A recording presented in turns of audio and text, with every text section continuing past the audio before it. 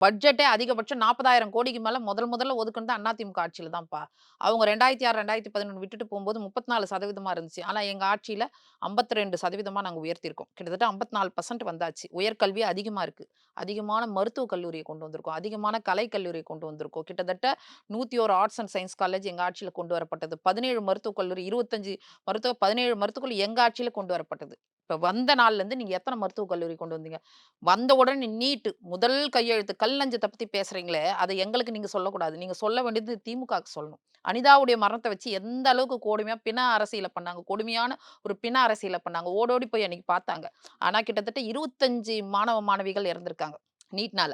அப்போ நீங்க என்ன சொன்னீங்க? வந்தவுனே முதல் கையெழுத்து நீட் ரத்து. அந்த ரகசியம் என்கிட்ட இருக்குன்னு சொன்னாரு உதயநிதி. என்ன ரகசியம்? இன்ன வரைக்கும் ரகசியத்த சொல்ல 25 மாணவ, மாணவிகள் வந்து என்ன? உங்களுடைய வாக்குறுதிய நம்பி இறந்து போனாங்க. யாருக்கு கல் நெஞ்சு? எங்களுக்கா? எங்களுக்கா? ஆனா, ஒரு பெற்றோர் கோரிக்கை வைக்கல, எதிர்க்கட்சி கோரிக்கை வைக்கல, தோழமை கட்சி கோரிக்கை வைக்காம 7.5% இந்தியால யாருமே கொண்டு வரல. அவருக்கா உதித்த ஒரு ஏழை எளிய மாணவர்களுக்காக 7.5% கொண்டு வந்தாரு.